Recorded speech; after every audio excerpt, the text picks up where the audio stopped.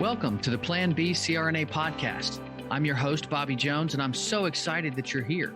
The Plan B CRNA podcast is the only show made specifically for nurse anesthetists who are exploring options outside of their traditional career paths. This is the place to expand your mind and your goals as we uncover new ways to produce side income together.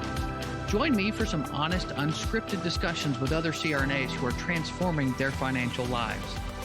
This episode is brought to you by On-Call Capital. On-Call Capital is dedicated to educating CRNAs and other healthcare providers about investing outside of the traditional stock market. On-Call Capital also provides opportunities for you, yes, you, to create passive income and generational wealth while also lowering your taxable income through investments in the apartment and alternative investment spaces.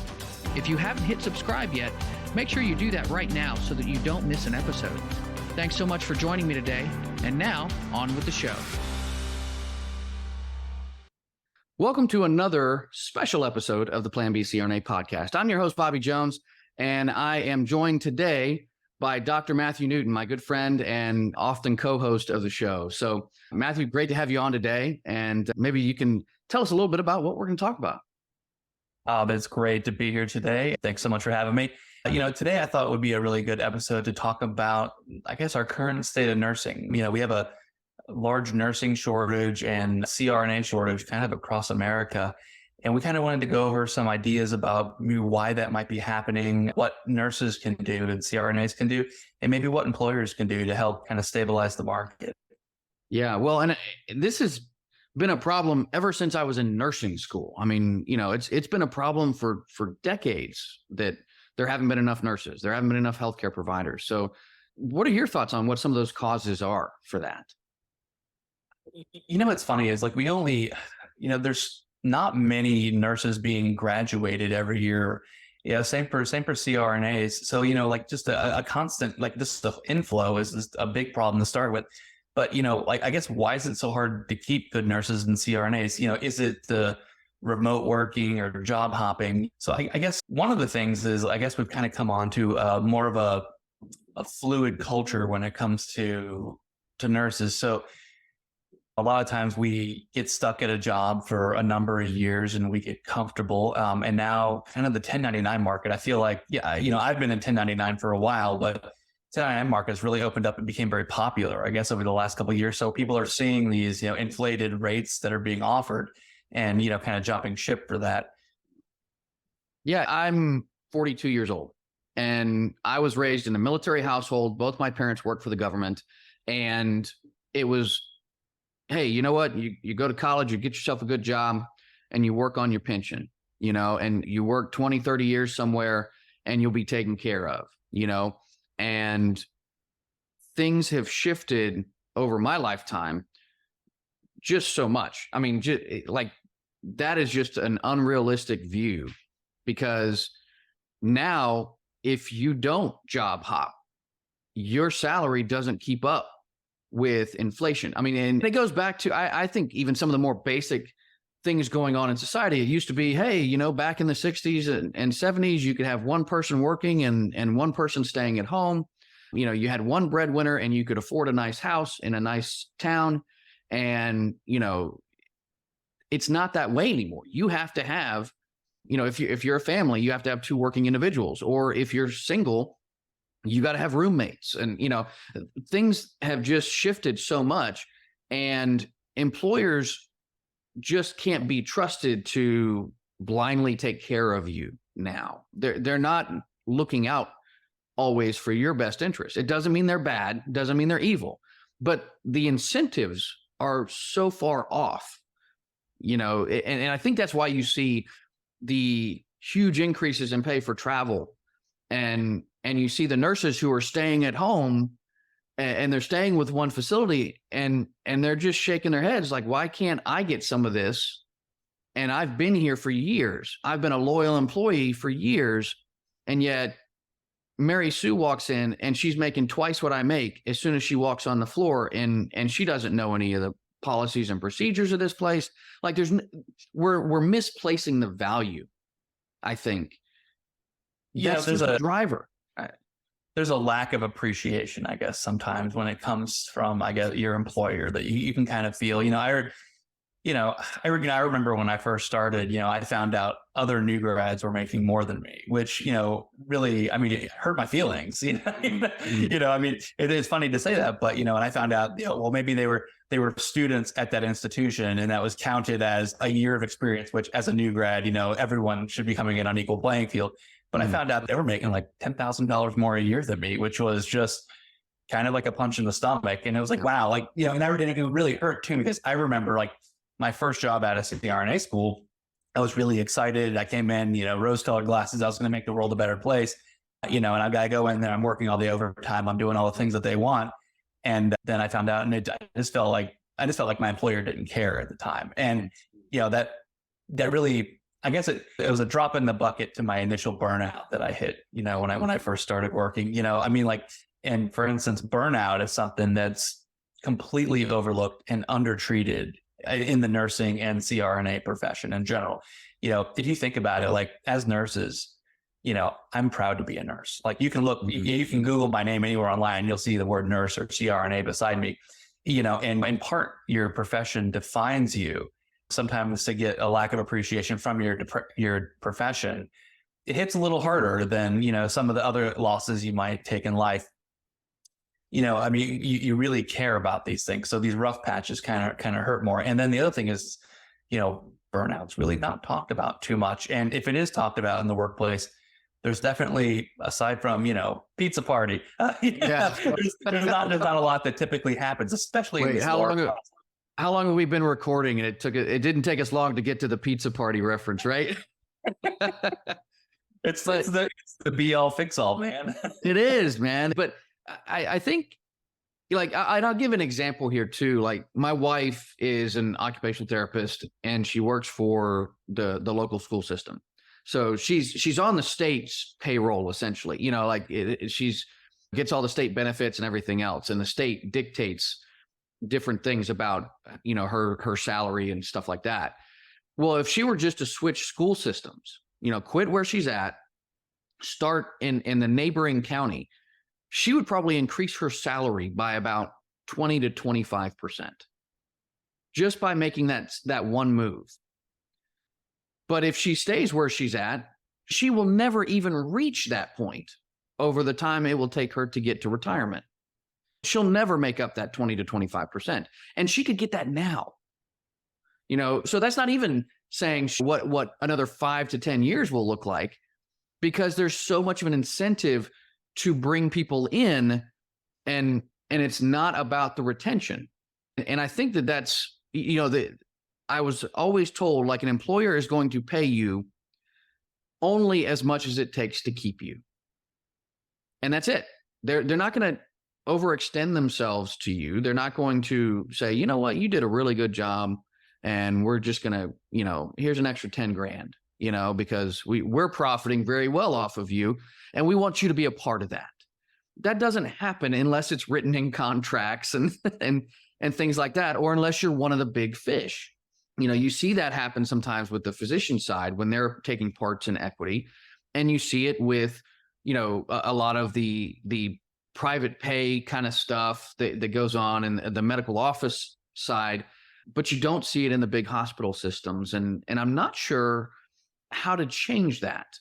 I'd love to hear if you have some ideas. I mean, I think it takes having nurses in positions of power, but then how do you even begin to work that? Oh my gosh, we could talk for hours on how do you change a culture. But honestly, like I would say as nurses, when this sounds silly and simple, we need to support each other. There's that old adage, nurses eat their own. I mean, I don't know about you, but I had the whole look left, look right, two of you won't be here on the first day of nursing school. And that's kind of sad. Physicians, they all look left, look right, shake hands with your fellow doctor. Mm-hmm. That's how it should be. I can't tell you, and I'm sure you've had the same experience when you're in a major hospital and you walk into that break room, well, I make yada, yada, yada, which is $3 more an hour than you.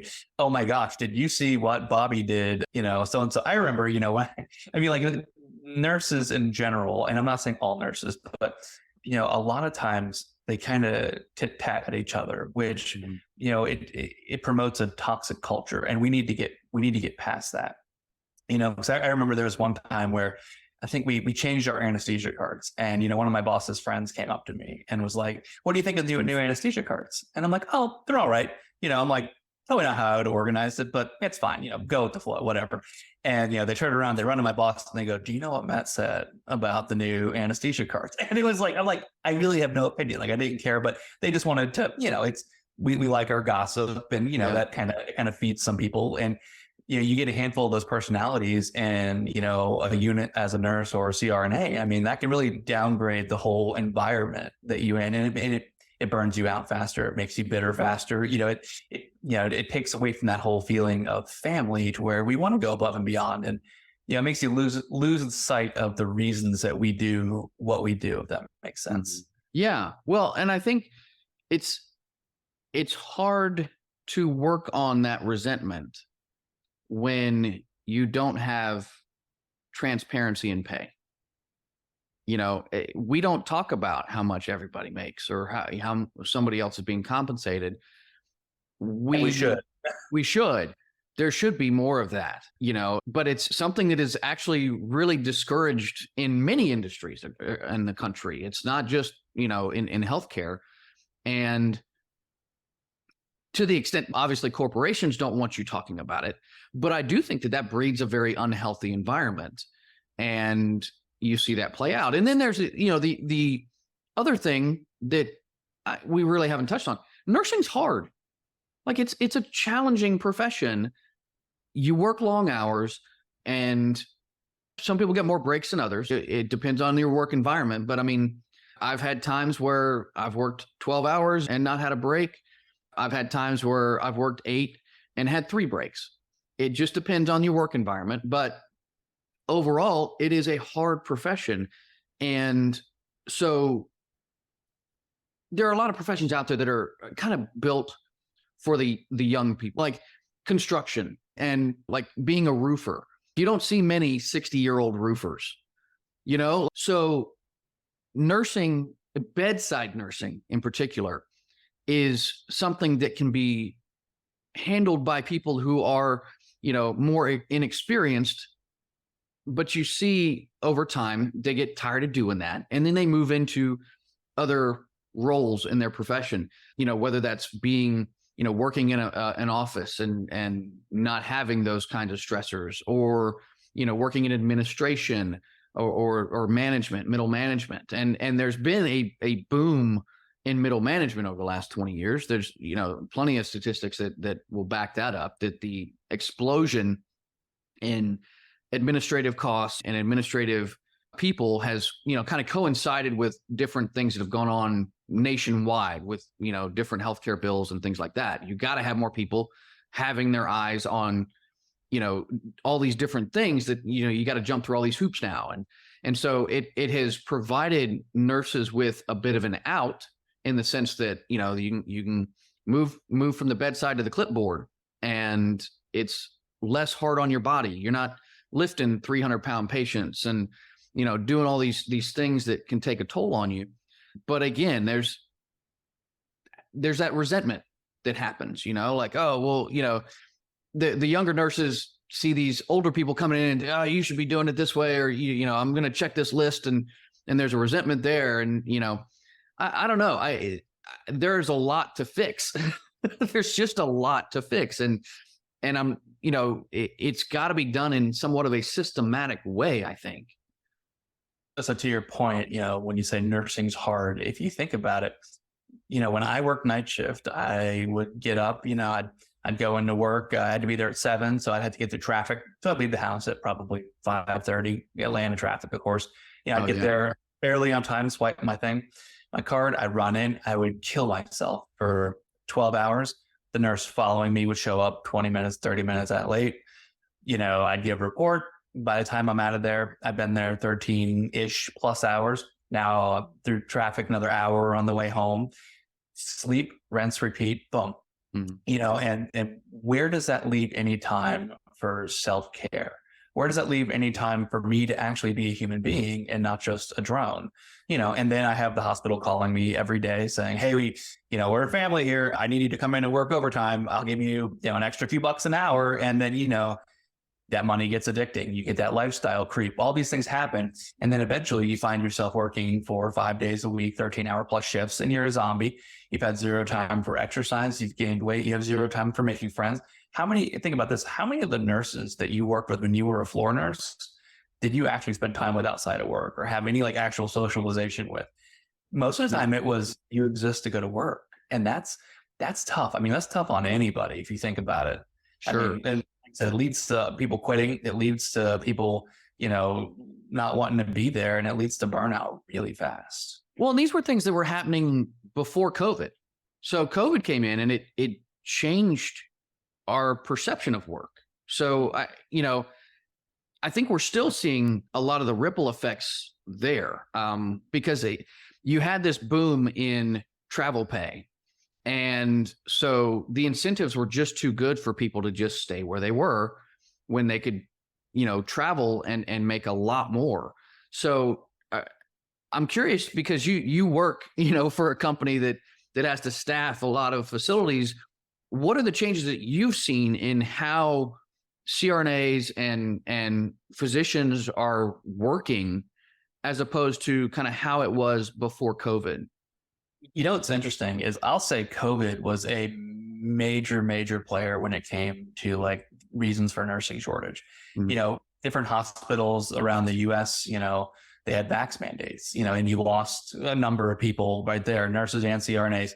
And then on top of that I can't tell you how many of my colleagues that were 60 and older that they just went, nope, I'm tapping out. I'm not even going to deal with COVID. I'm just going to retire early, which I don't blame them. So right there, if you between the two, you lose 10% of your staff when you're already short across the US of early retirements and like the mandates, that adds to it significantly. But I'll tell you, I think at least for me personally, and just from talking to people, one of the biggest things that COVID did was it changed our perception of work. And it made everybody take a moment, step back and say, what's the most important thing? Is it money? Is it the dollar? Or is it a quality of life? And I know for me, that was a big change, because before COVID, I hustled. I mean, don't get me wrong, I still hustle, but I was working 5, 6, 7 days a week, making excellent money. And, oftentimes to the detriment of my health and my family and all the things that really do matter. But when COVID happened and you realize, oh man, I'm losing people around me, life's a little different. And then, for a lot of people, they had a little stint of time off during COVID as well. And you got to sit back and actually spend time with your family and do the things that mattered. Your priorities rearranged really quickly.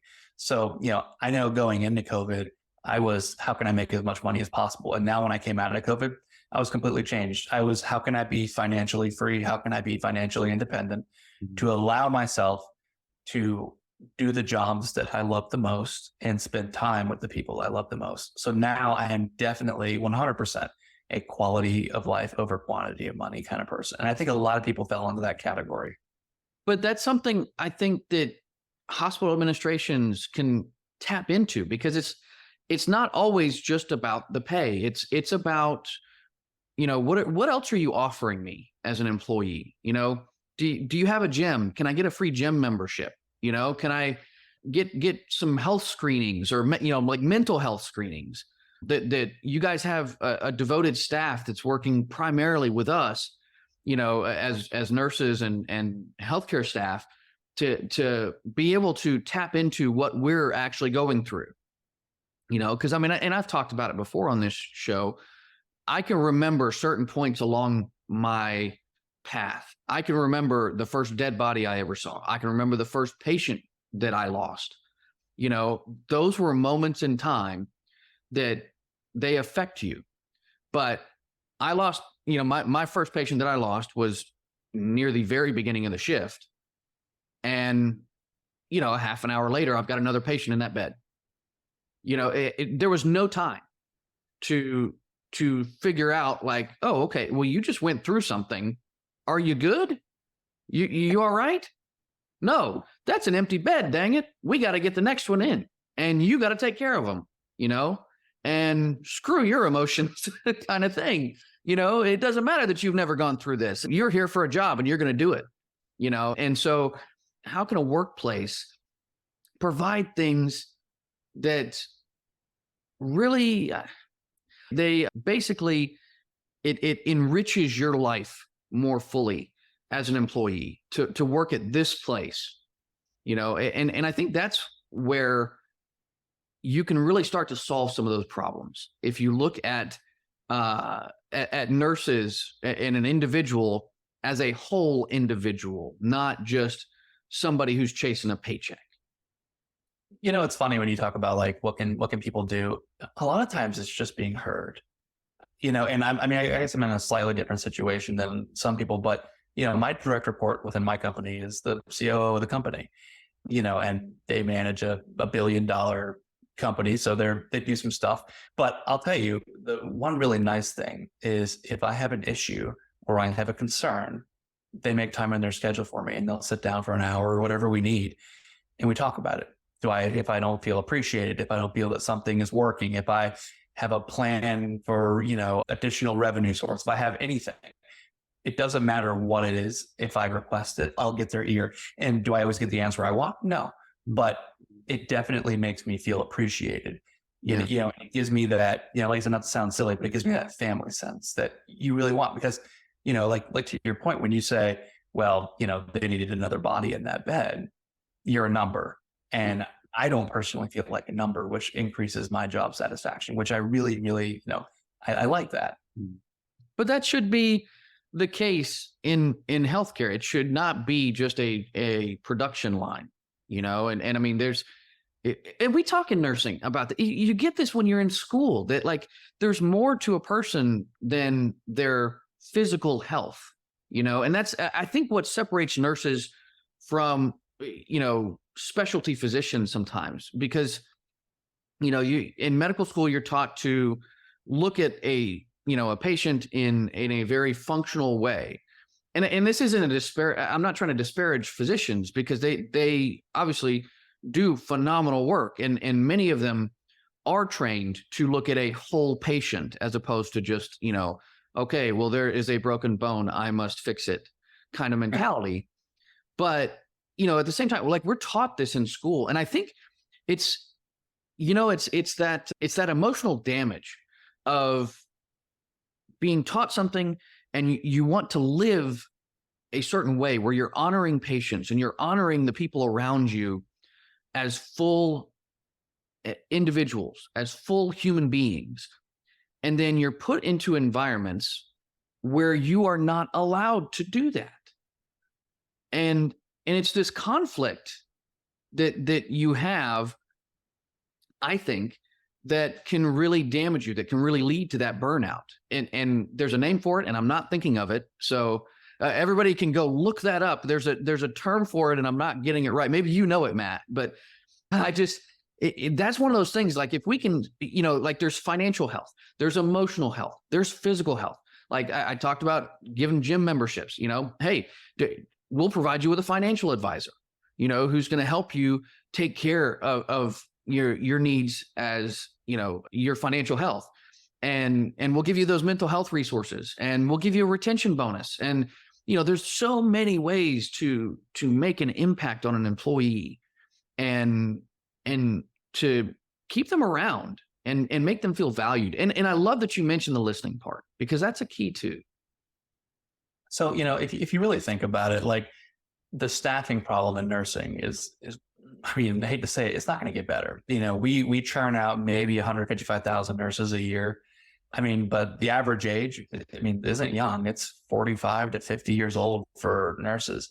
I mean, and I want to say we only put out about 2,400 CRNAs a year. So I don't think it's going to get any better. I mean, and then the average age, for instance, of like anesthesiologists are 55 and older.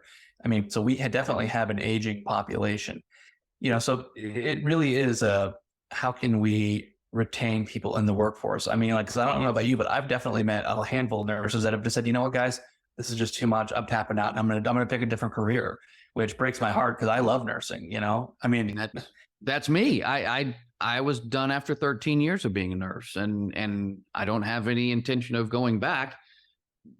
It's not anything against the profession per se. It's just personally, and I needed to do something different with my life. I was working 1099, and because I didn't want to work in a hospital system anymore, because I was burnt out from the politics of working in a hospital and working with a physician group. And then I go on the 1099 side, and a lot of the places that I'm asked to work, you're asked to be in some sketchy environments. And some of these offices are pushing the limits of what's safe, in my opinion.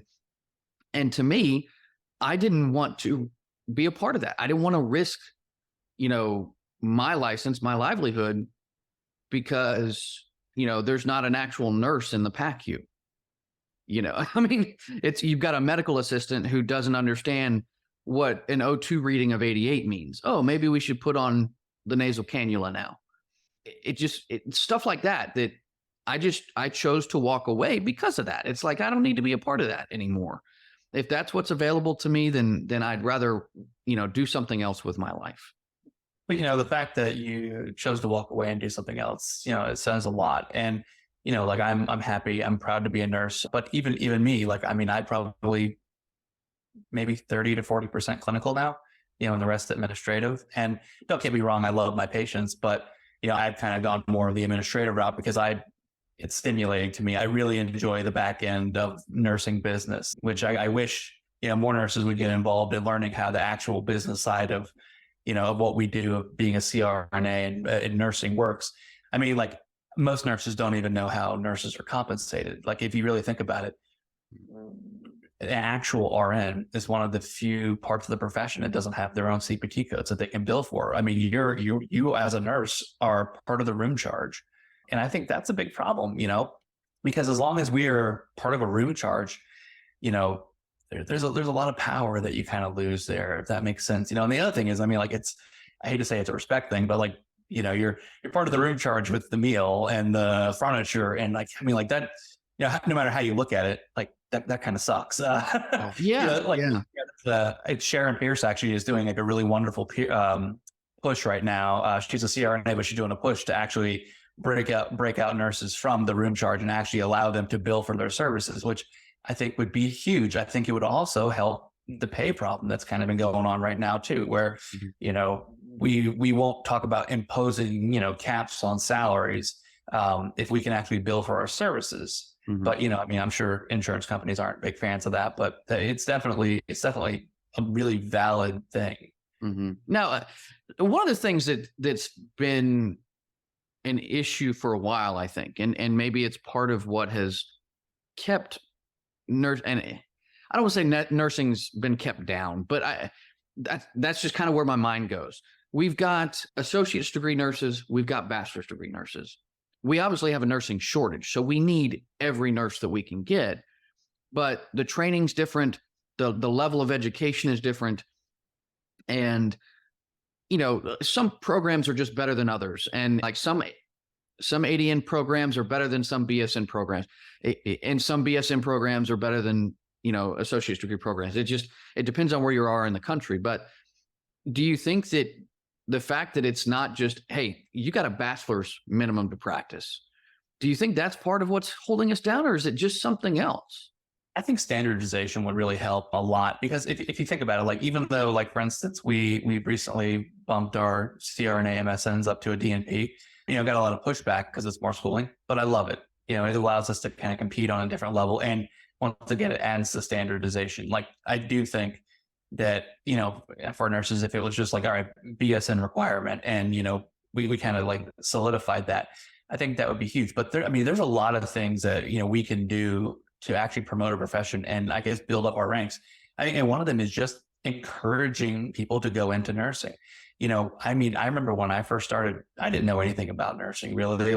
Just to say I blindly picked a profession, it really isn't that bad, because honestly, I was well, I can make $60,000 a year guaranteed. I'll always have a job. I like healthcare. I like, but it was really for an 18-year-old making that decision, that was about as solid, logical 18-year-old. It would be really nice if we had groups of people and committees that actively went out and pushed our profession to people. I remember when I was looking to go into anesthesia school, and I had a question, I had the thought process that I feel like a lot of people have in conversations that I actually had with people that I wish people had with me, where it was like, well, I'm a nurse.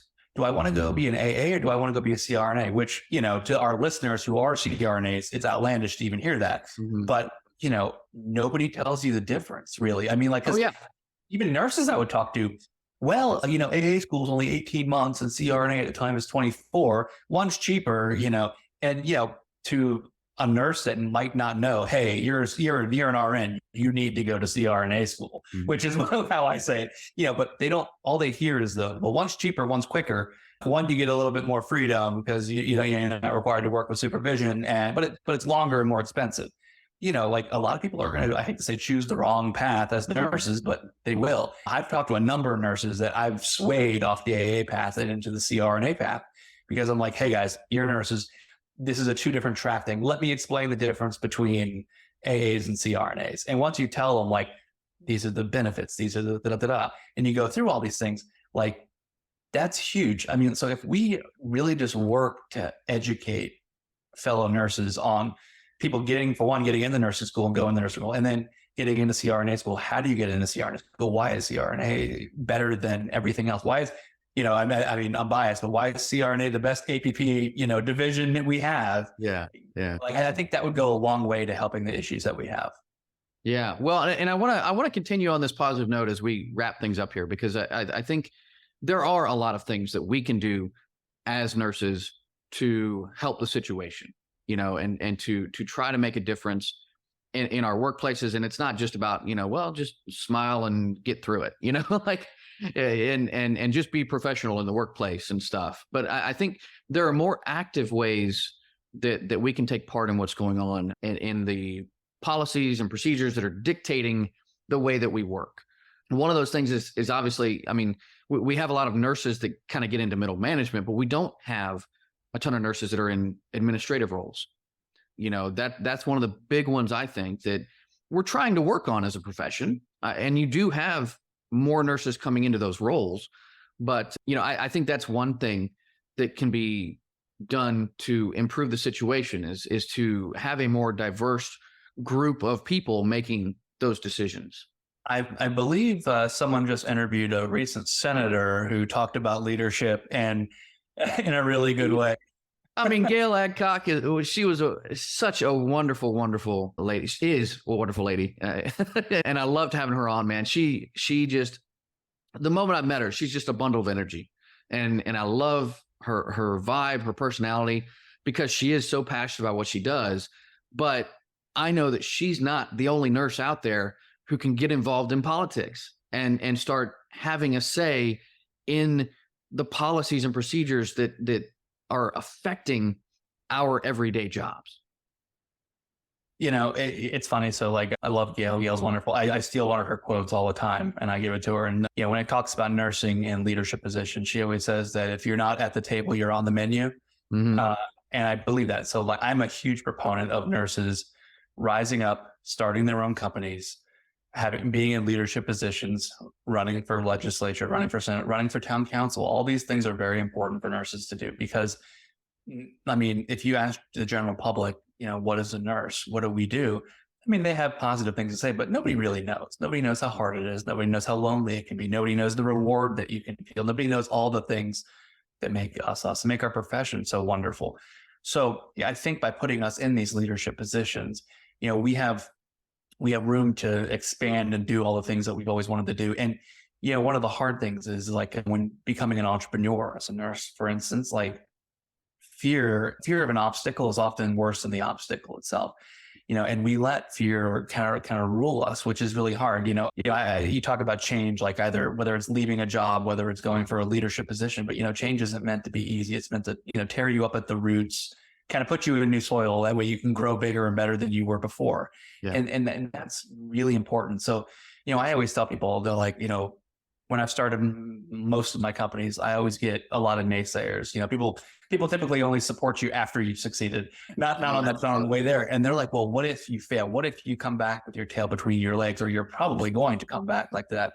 And I'm like, then so be it. I'm going to go down in flames and I'm going to go down fighting, but at least I'm going to learn from my mistakes, dust myself off, and next time fail better or succeed.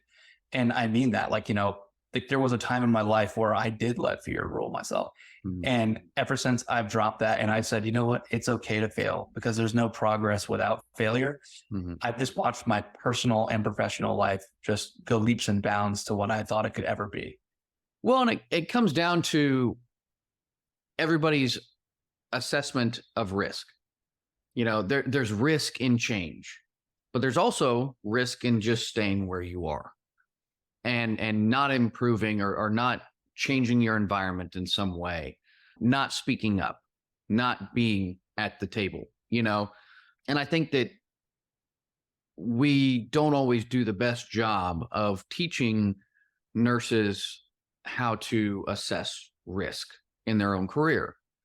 And I'm not sure how to fix that per se, other than just talking about it and putting labels on these different types of risk that you have in your life, whether that's emotional risk, financial risk, so be it, but actually having conversations about it and getting people to think a little bit differently. I think, to your point, you're hit the nose on the head. And the key word there is conversation and communicate. Whether it's you communicating with your family, whether it's you communicating with your coworkers or communicating with your bosses, as long as you are open and honest in a respectful way with others, there really is no reason for conflict. If you talk to your family and your wife says, I'm not seeing you enough at home, which I've had that conversation. Can you make some changes?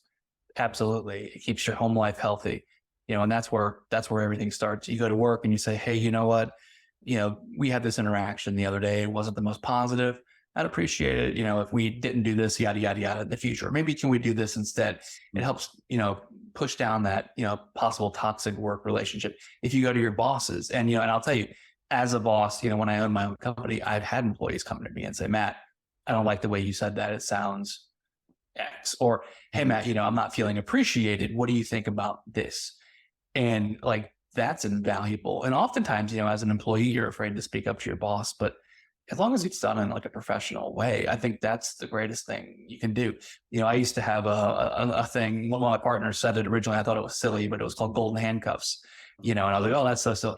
And sure enough, it is the truth, So when I run companies and when I have my own practices, I try to treat my employees so good that they can't go anywhere because they're like, I'm never going to have it better. Whether it's, going and doing charity work, whether it's a decent 401k, whether it's just, hey, call me on the phone and we'll talk if there's any issues. You have access to your bosses. I think caring and trying to be a good manager, a good coworker, a good husband, and overly communicating with people is really the best way to keep people happy in life in general and in the same position that they're in, if that makes sense. Yeah. Well, and you're showing people that you value them. So, I mean, and I can remember the first time I ever asked for a pay raise. And it was, I was working in college, a part-time job for a real estate firm. And I was doing a lot of their marketing materials and stuff. And I was making $6.50 an hour. And I'd been making the same thing for the last year. And I went to the guy who had hired me and I said, and I mean, obviously I was nervous, but I said, I feel like I deserve a raise. And he raised my pay from $6.50 to $7.25. And he told me at the time, he congratulated me. He shook my hand. He congratulated me because he said, this is a moment you're not going to forget because this is, I want to make sure, to congratulate you on having the courage to ask for a raise. And so I only had another 6 months in that job. And I trained the person who came in after me. That person stepped into the same job, less qualified, not nearly the standard that I held myself to, and he made $11 an hour. So that takes me to my next point, which, and this is the final point I'm going to make, is we as nurses and healthcare professionals have to know our worth to the healthcare system. And we have to understand that. And there are some times where we have to flex our muscles in order to make that change happen that needs to happen. So I encourage everybody out there to, look at what you're worth, understand how you're being compensated, understand how you're getting paid and why you're getting paid what you are. And if something doesn't jive, figure it out and figure out why, and figure out how you can make an impact in your workplace and your community around you, because we have the power. We really do. So, yeah. And to your point, like, one of my biggest things, I guess my last thing I'll say, and this could be a 7-hour podcast. I know, man. But the easiest thing for me when it comes to work and when it comes to life is understanding the reasons why you do things. If you know that your driving force in life is to make as much money as possible, great. That makes your decisions easy. If you know your driving force in life is to spend time with your family, that makes your decisions easy. If you know, you're an entrepreneur and your driving force is to have something exciting around the corner, as long as you know why you do things, any hard decision or any actual kind of crossroads that comes up, it makes it easy to make those decisions and make the right choice of what's best for you in your life. And as long as you're honest and open with yourself, I think that, everybody will be really successful and really happy. Yeah. No, I think that's a great place to end it there, Matt. Thank you for coming on the show and just having this conversation with me. I always appreciate our discussions, and they can always go on longer, but we do have some limits. But yeah, I look forward to having you on again real soon. Awesome. Well, it's been great. And thank you so much for having me on. Thank you so much for joining me for another episode of the Plan B CRNA podcast. If you haven't already subscribed and reviewed the show, I'd be honored if you took the extra time. It really helps to expand our reach and get the word out about the show. If you're a CRNA who is interested in sharing your story on our podcast, I'd love to have you. Please email me at bobby@oncallinvestments.com for more information. This episode was brought to you by On-Call Capital. They are dedicated to helping providers like you develop passive income and generational wealth through investments in the apartment and alternative investment spaces. Feel free to check out their website at www.oncallinvestments.com and subscribe to their free educational email series. You can find On-Call Capital on Facebook, Instagram, and Twitter. You can also check out our YouTube page, where you'll find all of the show episodes along with other educational videos. Thanks for listening, and we'll see you on the next episode.